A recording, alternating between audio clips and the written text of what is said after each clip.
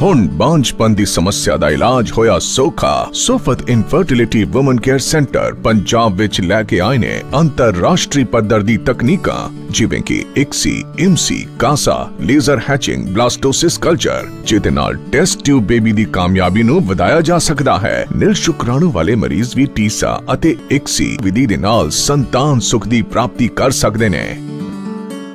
सत श्री अकाल दर्शकों, मैं डॉक्टर सुमिता सोफत बांझपन विशेषज्ञ अपने यूट्यूब चैनल ते तुहाडा स्वागत करदी हां। मैनूं उम्मीद है जिहड़ी डिस्कशन अज आपां करांगे बांझपन दी, टेस्ट ट्यूब बेबी दी ते टेस्ट ट्यूब बेबी दा कामयाबी दर किवें वधाया जा सकदा है ते जिहड़े नील शुक्राणु वाले पेशेंट्स है वो की ट्रीटमेंट लैन। ते मैनूं उम्मीद है इस डिस्कशन तो बाद तुहाडे मन विच जिहड़े सवाल है उन्हां दा आंसर तुहानूं मिलेगा। ते अगर तुहाडे मन विच होर भी बहुत सारे डाउट्स है या सवाल है तो तुसी इस यूट्यूब चैनल के जरिए तुसी मैनूं पुछ सकते हो। सो आपां स्टार्ट करांगे कि टेस्ट ट्यूब बेबी की हुंदा है, उहदा आपां कामयाबी दर किवें वधा सकदे हां ते किवें आपां नील शुक्राणु दे मरीज़ां दा इलाज कर सकदे हां। सो सब तो पहला तो जो एक विआया होया जोड़ा आता है साडे कोलों जिहड़ा इलाज चाहता है कि कहेगा टेस्ट ट्यूब बेबी कराना है, सब तो पहला टेस्ट ट्यूब बेबी की इंडिकेशंस की होंगी है, आपां क्यों करते हैं टेस्ट ट्यूब बेबी। सो टेस्ट ट्यूब बेबी की इंडिकेशन, सब तो पहली इंडिकेशन है ट्यूबल डैमेज, कि ट्यूब्स डैमेज हो जान ते जिहड़ा भ्रूण वो ट्यूब विच बनदा है वो आपां बाहर IVF लैबोरेटरी विच बना के लेडी दे बच्चेदानी दे अंदर रखते हैं।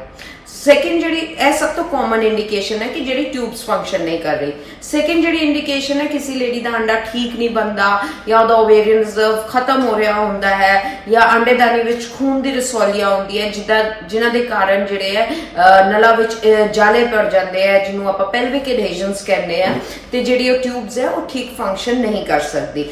एंडोमेट्रियोसिस के केसेस विच इहो जिहे केसेस विच भी टेस्ट ट्यूब बेबी किया जाता है। या जिहड़ी बांझपन की समस्या है, बहुत लॉन्ग स्टैंडिंग है इनफर्टिलिटी, जब पेशेंट ने रिपीटेड IUI के साइकिल करा लिया, 4 साइकिल 5 साइकिल 6 साइकिल नहीं कंसीव हो रहा तो उन्होंने टेस्ट ट्यूब बेबी की लोड़ है। वधेरी उम्र की औरतों वास्ते भी टेस्ट ट्यूब बेबी दा जिहड़ा है प्रोसीजर अपनाया जा सकता है। या किसी लेडी की जिहड़ी अंडेदानियां फेल हो गई है या किसी को अंडा बैंक तो चाहिए है या उसकी माहवारी भी बंद हो गई है, बच्चेदानी बहुत छोटी है, इहो जिहे केसेस भी आप टेस्ट ट्यूब बेबी विच कर सकते हैं।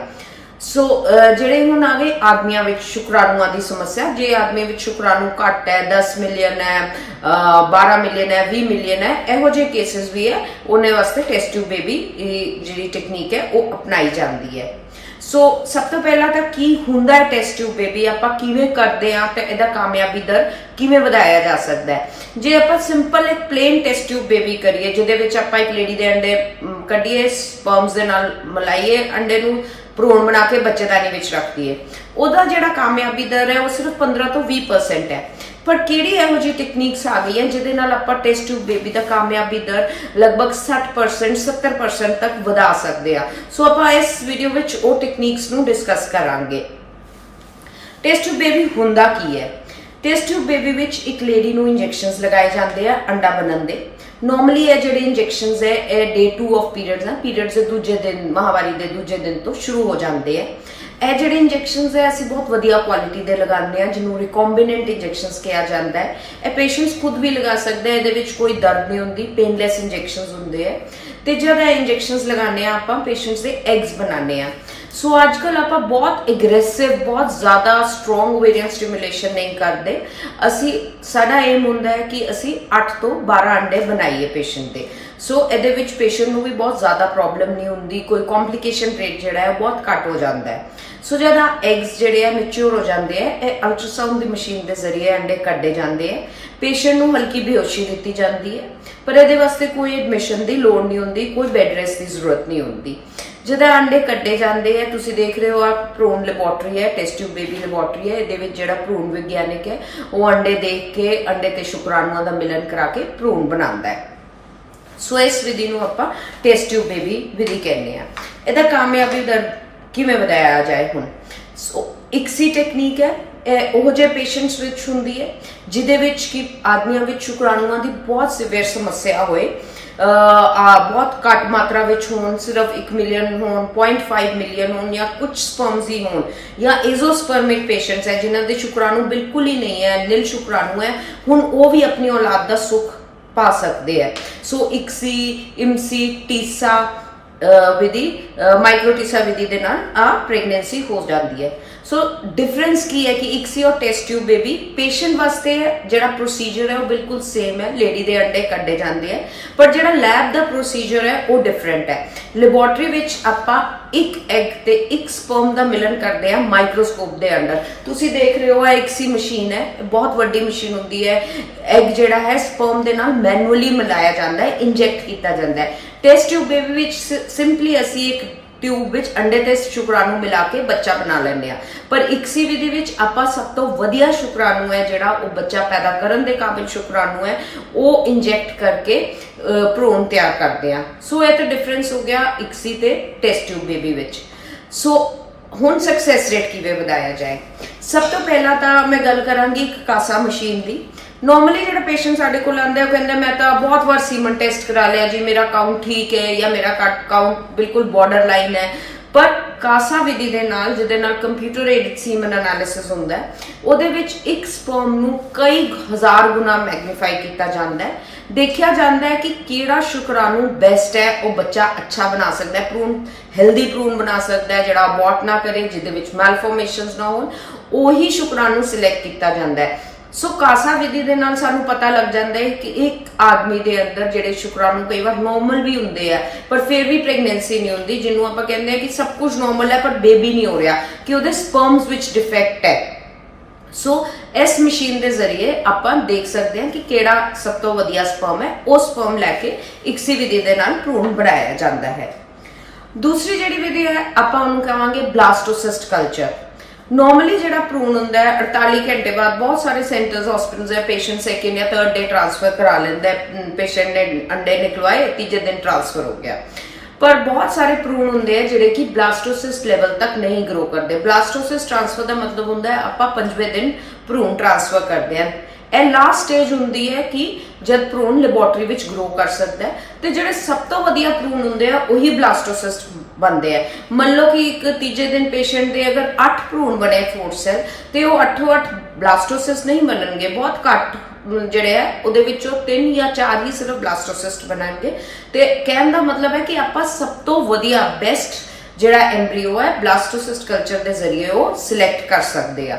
ਆਪਾਂ ਗਰੋ ਕਰਾਉਂਦੇ ਆ, ਉਹਦੇ ਵਾਸਤੇ ਮੀਡੀਆ ਹੁੰਦਾ ਡਿਫਰੈਂਟ, ਉਹ ਗਰੋ ਕਰਕੇ ਫਿਰ ਭਰੂਣ ਸਿਲੈਕਟ ਕੀਤਾ ਜਾਂਦਾ ਹੈ। ਸੋ ਇਹ ਟੈਕਨੀਕ ਹੋ ਗਈ, ਕਾਸਾ ਹੋ ਗਿਆ, ਬਲਾਸਟੋਸਿਸਟ ਕਲਚਰ ਹੋ ਗਿਆ। ਦੂਸਰਾ ਹੁੰਦਾ ਹੈ, ਤੀਸਰੀ ਹੁੰਦੀ ਹੈ ਲੇਜ਼ਰ ਹੈਚਿੰਗ।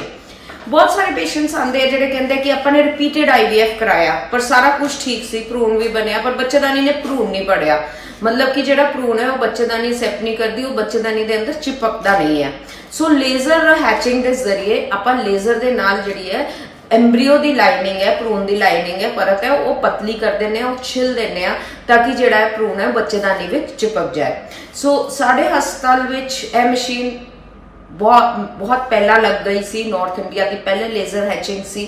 ਦਿੱਲੀ ਨੂੰ ਛੱਡ ਕੇ ਸਾਡੇ ਹਸਪਤਾਲ ਵਿੱਚ ਨਾਰਥ ਵਿੱਚ ਮਸ਼ੀਨ ਲਗਾਈ ਗਈ ਹੈ। ਸੋ ਲੇਜ਼ਰ ਹੈਚਿੰਗ ਦੇ ਜ਼ਰੀਏ ਵੀ ਬਹੁਤ ਸਾਰੇ ਮਤਲਬ ਸਪੈਸ਼ਲੀ ਜਿਹੜੇ ਐਂਡੋਮੈਟਰੀਓਸਿਸ ਹੁੰਦਾ ਹੈ ਪੇਸ਼ੈਂਟ ਨੂੰ, ਜਿਹਨਾਂ ਨੂੰ ਖੂਨ ਵਾਲੀਆਂ ਰਸੌਲੀਆਂ ਹੁੰਦੀਆਂ, ਉਹਨਾਂ ਦੇ ਜਿਹੜੇ ਭਰੂਣ ਬਣਦੇ ਉਹ ਬਹੁਤ ਥਿਕ ਹੁੰਦਾ ਹੈ, ਉਹਨਾਂ ਦਾ ਪਰਤ ਬਹੁਤ ਥਿਕ ਹੁੰਦੀ ਹੈ ਤਾਂ ਗਰੋ ਨਹੀਂ ਕਰ ਸਕਦਾ, ਜਾਂ ਜਦ ਆਪਾਂ ਫਰੋਜ਼ਨ ਟ੍ਰਾਂਸਫਰ ਕਰਦੇ ਹਾਂ ਤਾਂ ਲੇਜ਼ਰ ਹੈਚਿੰਗ ਟੈਕਨੀਕ ਦੇ ਨਾਲ IVF ਦਾ ਕਾਮਯਾਬੀ ਦਰ ਵਧਾਇਆ ਜਾ ਸਕਦਾ ਹੈ। ਸੋ ਇੱਕ ਹੋਰ ਮਸ਼ੀਨ ਹੈ ਜਿਹਨੂੰ ਆਪਾਂ ਕਹਿੰਦੇ ਆ ਐਮਬ੍ਰੀਓ ਮੋਨੀਟਰਿੰਗ ਸਿਸਟਮ, ਜਿਹੜਾ ਕਿ ਸਾਡੇ ਹਸਪਤਾਲ ਵਿੱਚ ਨਾਰਥ ਇੰਡੀਆ ਵਿੱਚ ਦਿੱਲੀ ਨੂੰ ਛੱਡ ਕੇ ਸਭ ਤੋਂ ਪਹਿਲੀ ਵਾਰ ਲਗਾਇਆ ਗਿਆ ਹੈ। ਇਹਦੇ ਵਿੱਚ ਐਮਬ੍ਰੀਓ ਮੋਨੀਟਰਿੰਗ ਦਾ ਮਤਲਬ ਹੈ ਕਿ ਜਿਹੜਾ ਭਰੂਣ ਹੈ ਉਹ ਕਿਵੇਂ ਜਦ ਐਗ ਦੇ ਨਾਲ ਸਪਰਮ ਬਣਾਏ ਜਾਂਦੇ ਆ ਕਿ ਉਹ ਭਰੂਣ ਕਿਵੇਂ ਡਿਵਾਈਡ ਹੋ ਰਿਹਾ ਹੈ, ਕਿਵੇਂ ਗਰੋ ਕਰ ਰਿਹਾ ਹੈ, ਉਹਦੀ ਡਿਵੀਜ਼ਨ ਕੀ ਹੈ, ਉਹ ਠੀਕ ਬਣ ਰਿਹਾ ਹੈ ਕਿ ਨਹੀਂ ਬਣ ਰਿਹਾ, ਉਹ ਕਿੰਨਾ ਫਾਸਟ ਗਰੋ ਕਰਦਾ ਹੈ ਕਿ ਬਹੁਤ ਸਲੋ ਗਰੋਇੰਗ ਐਮਬ੍ਰੀਓ ਹੈ, ਅਬੋਰਸ਼ਨ ਕਰ ਸਕਦਾ ਹੈ ਕਿ ਨਹੀਂ ਕਰ ਸਕਦਾ। ਸੋ ਇਸ ਟੈਕਨੀਕ ਦੇ ਨਾਲ ਜਿਹੜੇ ਆ ਬੈਸਟ ਐਮਬ੍ਰੀਓਜ਼ ਹੈ, ਬੈਸਟ ਭਰੂਣ ਹੈ, ਉਹ ਸਿਲੈਕਟ ਕੀਤੇ ਜਾਂਦੇ ਹੈ। ਸੋ ਲੇਜ਼ਰ ਹੈਚਿੰਗ ਹੋ ਗਈ, ਕਾਸਾ ਹੋ ਗਿਆ, ਬਲਾਸਟੋਸਿਸਟ ਕਲਚਰ ਹੋ ਗਿਆ, ਐਮਬ੍ਰੀਓ ਮੋਨੀਟਰਿੰਗ ਸਿਸਟਮ ਹੋ ਗਏ, ਜਿਹਦੇ ਨਾਲ ਆਪਾਂ ਕਾਮਯਾਬੀ ਦਰ ਟੈਸਟ ਟਿਊਬ ਬੇਬੀ ਦਾ ਵਧਾ ਸਕਦੇ ਆ। ਉਸ ਤੋਂ ਬਾਅਦ ਆਪਾਂ ਗੱਲ ਕਰਾਂਗੇ ਕਿ ਤੁਸੀਂ ਮਤਲਬ ਅਸੀਂ ਲੈਬ ਵਿੱਚ ਸਾਰਾ ਕੁਝ ਠੀਕ ਕਰ ਲਿੱਤਾ, ਪਰ ਜਿਹੜੀ ਲੇਡੀ ਹੈ ਉਹ ਲੇਡੀ ਦੇ ਜਿਹੜੀ ਹੈ ਬੱਚੇਦਾਨੀ ਹੈ ਉਹ ਐਮਬ੍ਰੀਓ ਅਸੈਪਟ ਨਹੀਂ ਕਰ ਰਹੀ। ਪੇਸ਼ੈਂਟਸ ਕਹਿੰਦੇ ਆ ਕਿ ਸਾਡੀ ਬੱਚੇਦਾਨੀ ਦੀ ਤਹਿ ਕਮਜ਼ੋਰ ਹੈ, ਉਹਦੇ ਵਿੱਚ ਬਲੱਡ ਫਲੋ ਨਹੀਂ ਹੈ। ਸੋ ਸਾਡੇ ਕੋਲ ਸਪੈਸ਼ਲ ਕਲਰ ਡੋਪਲਰਸ ਹੈ ਜਿਹਦੇ ਨਾਲ ਆਪਾਂ ਟ੍ਰਾਂਸਵੈਜਾਈਨਲ ਸਕੈਨ ਦੇ ਜ਼ਰੀਏ 4D ਅਲਟਰਾਸਾਊਂਡ ਹੈ ਜਿਹਦੇ ਨਾਲ ਆਪਾਂ ਤਹਿ ਦੇਖ ਸਕਦੇ ਆ, ਬਲੱਡ ਫਲੋ ਦੇਖ ਸਕਦੇ ਆ। ਸਾਨੂੰ ਪਤਾ ਲੱਗ ਜਾਂਦਾ ਕਿ ਜਿਹੜੀ ਲਾਈਨਿੰਗ ਹੈ ਉਹਨੂੰ ਖੂਨ ਠੀਕ ਮਿਲ ਰਿਹਾ ਹੈ ਕਿ ਨਹੀਂ ਮਿਲ ਰਿਹਾ, ਕਿਉਂਕਿ ਅਗਰ ਲਾਈਨਿੰਗ ਨੂੰ ਬਲੱਡ ਫਲੋ ਠੀਕ ਨਹੀਂ ਮਿਲੇਗਾ ਤਾਂ ਐਮਬ੍ਰੀਓ ਗਰੋ ਨਹੀਂ ਕਰੇਗਾ, ਭਰੂਣ ਨਹੀਂ ਗਰੋ ਕਰੇਗਾ, IVF ਸਾਈਕਲ ਫੇਲ ਹੋ ਜਾਏਗਾ। ਸੋ ਇੱਕ ਬਹੁਤ ਇੰਪੋਰਟੈਂਟ ਗੱਲ ਹੈ ਕਿ ਲਾਈਨਿੰਗ ਦੀ ਮੈਜ਼ਰਮੈਂਟ ਦੇ ਨਾਲ ਨਾਲ ਤੁਸੀਂ ਇਹ ਵੀ ਦੇਖੋਗੇ ਕਿ ਉਹ ਬਲੱਡ ਫਲੋ ਕਿੰਨਾ ਹੈ, ਕਿਉਂਕਿ ਕਈ ਪੇਸ਼ੈਂਟਸ ਦੀ ਲਾਈਨਿੰਗ ਹਮੇਸ਼ਾ 7 mm ਹੀ ਰਹਿੰਦੀ ਹੈ, ਨਾਰਮਲੀ 7 to 9 mm ਹੁੰਦੀ ਹੈ ਅਲਟਰਾਸਾਊਂਡ ਦੇ ਜ਼ਰੀਏ ਜਦ ਆਪਾਂ ਮੈਜ਼ਰ ਕਰੀਏ। ਜ਼ਰੂਰੀ ਨਹੀਂ ਹੈ ਕਿ ਜਿਹਦੀ ਲਾਈਨਿੰਗ ਛੋਟੀ ਹੈ 6.5 mm ਹੈ ਉਹ ਬੱਚਾ ਨਹੀਂ ਗਰੋ ਕਰ ਸਕਦਾ, ਉਹਦੇ ਵਿੱਚ ਵੀ ਗਰੋ ਕਰ ਸਕਦਾ ਹੈ, ਪਰ ਫਿਰ ਬਲੱਡ ਫਲੋ ਵਧਾਇਆ ਜਾ ਸਕਦਾ ਹੈ। ਪਰ ਕਈ ਪੇਸ਼ੈਂਟਸ ਦੀ ਲਾਈਨਿੰਗ ਹੈ ਜਿਹੜੀ ਉਹ ਰਿਪੀਟਡ ਅਬੋਰਸ਼ਨਸ ਦੇ ਨਾਲ ਖਤਮ ਹੋ ਜਾਂਦੀ ਹੈ, ਠੀਕ ਨਹੀਂ ਬਣਦੀ, 4 mm ਰਹਿੰਦੀ ਹੈ। ਉਹਦੇ ਵਿੱਚ ਸਪੈਸ਼ਲ ਇੰਜੈਕਸ਼ਨਸ ਆਉਂਦੇ ਆ, ਸਪੈਸ਼ਲ ਟੈਕਨੀਕਸ ਆਉਂਦੀ ਹੈ ਜਿਹਦੇ ਨਾਲ ਆਪਾਂ ਜਿਹੜੀ ਹੈ ਉਹ ਲਾਈਨਿੰਗ ਗਰੋ ਕਰਾ ਸਕਦੇ ਆ। ਉਹ ਯੂਟਰਸ ਦੇ ਬੱਚੇਦਾਨੀ ਦੇ ਵਿੱਚ ਵੀ ਆਪਾਂ ਇੰਜੈਕਟ ਕਰ ਸਕਦੇ ਆ ਦਵਾਈਆਂ, ਉਹਦੇ ਨਾਲ ਜਿਹੜੀ ਲਾਈਨਿੰਗ ਹੈ ਉਹ ਠੀਕ ਹੋ ਜਾਂਦੀ ਹੈ, ਬਲੱਡ ਫਲੋ ਇੰਕਰੀਜ਼ ਹੋ ਜਾਂਦਾ ਹੈ ਤੇ ਭਰੂਣ ਫੜਨ ਦੇ ਚਾਂਸਸ ਜਿਹੜੇ ਆ ਵੱਧ ਜਾਂਦੇ ਆ। ਸੋ ਖਾਲੀ ਟੈਸਟ ਟਿਊਬ ਦਾ ਮਤਲਬ ਨਹੀਂ ਹੁੰਦਾ ਕਿ ਅਸੀਂ ਅੰਡੇ ਕਢਾਏ, ਭਰੂਣ ਬਣਾਇਆ ਤੇ ਬੱਚੇਦਾਨੀ ਵਿੱਚ ਰਖਵਾ ਲਿਆ।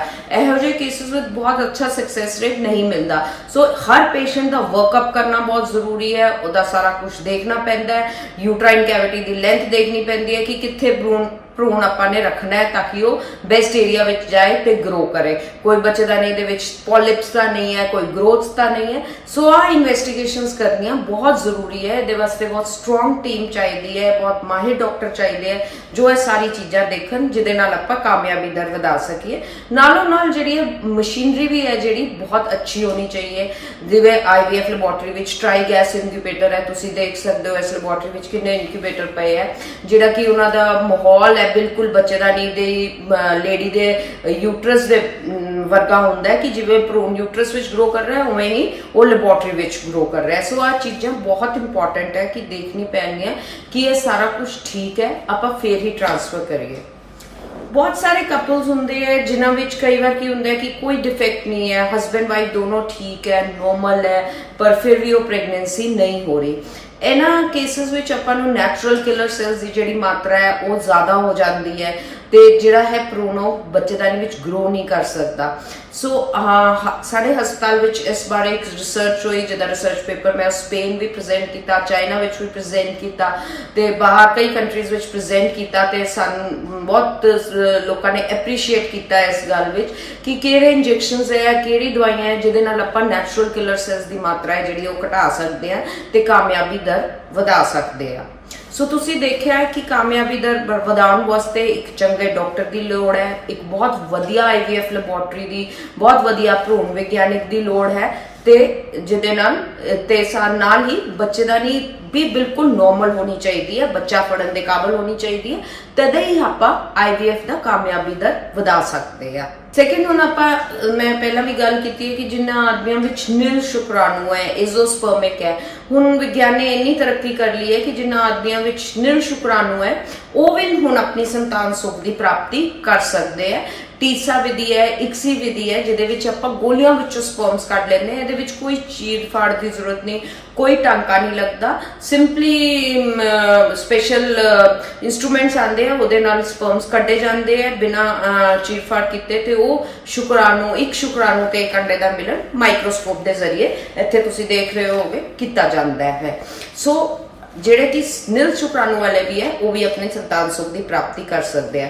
ਬਟ ਬਹੁਤ ਮੇਲਸ ਹੁੰਦੇ ਆ ਜੋ ਕਹਿੰਦੇ ਆ ਕਿ ਸਾਡੀ ਗੋਲੀਆਂ ਵਿੱਚ ਵੀ ਨਹੀਂ ਬਣ ਰਹੇ, ਉਹਨਾਂ ਨੇ FNAC ਕਰਾਈ ਹੁੰਦੀ ਹੈ, FNAC ਵਿੱਚ ਕਹਿੰਦੇ ਆ ਕਿ ਨਹੀਂ ਬਣ ਰਹੇ, ਪਰ FNAC ਖਾਲੀ ਇੱਕ FNAC ਦੇ ਨਾਲ ਨਹੀਂ ਆਪਾਂ ਡਿਸਾਈਡ ਕਰ ਸਕਦੇ। ਆਦਮੀਆਂ ਦੇ ਹਾਰਮੋਨਸ ਟੈਸਟ ਹੁੰਦੇ ਆ ਤੇ ਅਗਰ ਨਾ ਵੀ ਬਣ ਰਹੇ ਹੋਣ ਗੋਲੀਆਂ ਵਿੱਚੋਂ ਤੇ ਆਦਮੀ ਨੂੰ ਹਾਰਮੋਨਸ ਦੇ ਇੰਜੈਕਸ਼ਨਸ ਲੱਗਦੇ ਆ ਜਿਹਦੇ ਨਾਲ ਸਪਰਮੈਟੋਜੈਨੇਸਿਸ ਯਾਨੀ ਕਿ ਸਪਰਮ ਬਣਨ ਦਾ ਪ੍ਰੋਸੈਸ ਹੈ ਉਹ ਆਪਾਂ ਸਟਾਰਟ ਕਰਾਂਗੇ।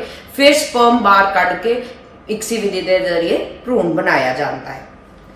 ਨਾ ਤੀਜੀ ਜਿਹੜੀ ਗੱਲ ਤੇ ਮੈਂ ਡਿਸਕਸ਼ਨ ਕਰਾਂਗੀ, ਉਹ ਲੋਕਾਂ ਵਿੱਚ ਬਹੁਤ ਕੁਐਸਚਨਸ ਆਉਂਦੇ ਆ ਕਿ ਪੇਸ਼ੈਂਟਸ ਵਿੱਚ ਕਿ ਆਪਾਂ IVF ਕਰਾ ਰਹੇ ਹਾਂ, ਬਹੁਤ ਸਟ੍ਰੈਸ ਹੁੰਦਾ ਹੈ ਪੇਸ਼ੈਂਟਸ ਵਿੱਚ। ਸੋ ਆਪਾਂ ਨੇ ਮੈਂਟਲ ਤਣਾਅ ਪੇਸ਼ੈਂਟ ਦਾ ਦੂਰ ਕਰਨਾ ਬਹੁਤ ਜ਼ਰੂਰੀ ਹੈ। ਇੱਕ ਕਾਉਂਸਲਰ ਦੀ, ਇੱਕ ਚੰਗੇ ਡਾਕਟਰ ਦੀ ਬਹੁਤ ਜ਼ਰੂਰਤ ਹੈ ਜੋ ਪੇਸ਼ੈਂਟ ਨੂੰ ਟਾਈਮ ਟੂ ਟਾਈਮ ਸਾਰਾ ਦੱਸੇ ਤੇ ਕਾਉਂਸਲ ਕਰੇ, ਤਾਂ ਕਿ ਜੇ ਲੇਡੀ ਦੇ ਅੰਦਰ ਜਿਹੜੇ ਸਟ੍ਰੈਸ ਵਾਲੇ ਹਾਰਮੋਨਸ ਹੈ ਉਹ ਘਟ ਜਾਣ, ਮਤਲਬ ਕਿ ਹੈਪੀ ਹਾਰਮੋਨਸ, ਖੁਸ਼ੀ ਵਾਲੇ ਹਾਰਮੋਨਸ ਰਹਿਣ। ਕਿ ਪੋਜ਼ਿਟਿਵ ਹੋਣਾ ਇਹਦੇ ਵਿੱਚ ਬਹੁਤ ਜ਼ਿਆਦਾ ਜ਼ਰੂਰੀ ਹੈ, ਜੋ ਕਿ ਇੱਕ ਡਾਕਟਰ, ਇੱਕ ਕਾਉਂਸਲਰ ਹੈਲਪ ਕਰ ਸਕਦਾ ਹੈ। ਤੇ ਨਾਲੇ ਜਿੰਨੇ ਰਿਸ਼ਤੇਦਾਰ ਹੈ ਉਹ ਵੀ ਪੇਸ਼ੈਂਟ ਨੂੰ ਗਾਈਡ ਕਰਨ, ਉਹ ਕਾਉਂਸਲ ਕਰਨ। ਤੇ ਪੇਸ਼ੈਂਟ ਨੂੰ ਕਦੇ ਵੀ ਹਤਾਸ਼ ਨਹੀਂ ਹੋਣਾ ਚਾਹੀਦਾ। ਪੇਸ਼ੈਂਟ 1-2 ਸਾਈਕਲ ਕਰਾਉਂਦਾ ਹੈ, ਫਿਰ ਹਤਾਸ਼ ਹੋ ਕੇ ਬੈਠ ਜਾਂਦਾ ਹੈ ਕਿ ਸਾਡਾ ਤਾਂ ਸਕਸੈਸ ਹੋਇਆ ਨਹੀਂ, ਹੋਣਾ ਹੀ ਨਹੀਂ। ਪਰ ਪੋਜ਼ਿਟਿਵ ਹੋਣਾ ਬਹੁਤ ਜ਼ਿਆਦਾ ਜ਼ਰੂਰੀ ਹੈ। ਬਹੁਤ ਨਈ ਟੈਕਨੀਕਸ ਆ ਗਈਆਂ ਜਿਹਦੇ ਨਾਲ ਆਪਾਂ ਕਾਮਯਾਬੀ ਦਰ ਵਧਾ ਸਕਦੇ ਹਾਂ। ਤੇ ਲੋਕਾਂ ਨੂੰ ਹੁਣ ਬਾਹਰ ਜਾਣ ਦੀ ਵੀ ਲੋੜ ਨਹੀਂ ਹੈ, ਉਹਨਾਂ ਦੇ ਆਪਣੇ ਸਟੇਟ ਵਿੱਚ ਸਾਰਾ ਕੁਝ, ਸਾਰੀ ਜਿਹੜੀ ਹੈ ਫੈਸਿਲਿਟੀ ਅਵੇਲੇਬਲ ਹੈ।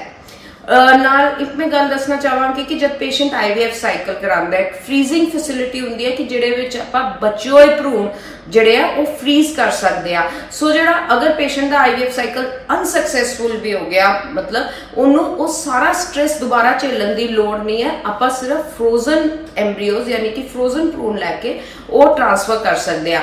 ਇਹਦੇ ਵਿੱਚ ਪੇਸ਼ੈਂਟ ਦਾ mental stress, physical stress, emotional stress ਤੇ ਫਾਈਨੈਂਸ਼ੀਅਲ ਸਟ੍ਰੈਸ ਜਿਹੜਾ ਹੈ ਸਾਰਾ ਤਣਾਅ ਦੂਰ ਹੋ ਜਾਂਦਾ ਹੈ। ਐਂਡ ਵਿੱਚ ਮੈਂ ਇਹੋ ਕਹਿਣਾ ਚਾਹੂੰਗੀ ਕਿ ਕਿਸੇ ਵੀ ਪੇਸ਼ੈਂਟ ਨੂੰ ਜਿਹੜੇ ਉਹ ਬਾਂਝਪਨ ਦੀ ਸਮੱਸਿਆ ਤੋਂ ਜੂਝ ਰਹੇ ਆ, ਉਹਨਾਂ ਨੂੰ ਹਤਾਸ਼ ਨਹੀਂ ਹੋਣਾ ਚਾਹੀਦਾ, ਕਰ ਨਹੀਂ ਬੈਠਣਾ ਚਾਹੀਦਾ। ਚੰਗੇ ਮਾਹਿਰ ਡਾਕਟਰ ਦੀ ਸਲਾਹ ਲੈ ਕੇ ਟ੍ਰੀਟਮੈਂਟ ਸਹੀ ਟਾਈਮ ਤੇ ਸਹੀ ਟ੍ਰੀਟਮੈਂਟ ਜ਼ਰੂਰ ਕਰਾਉਣਾ ਚਾਹੀਦਾ ਹੈ।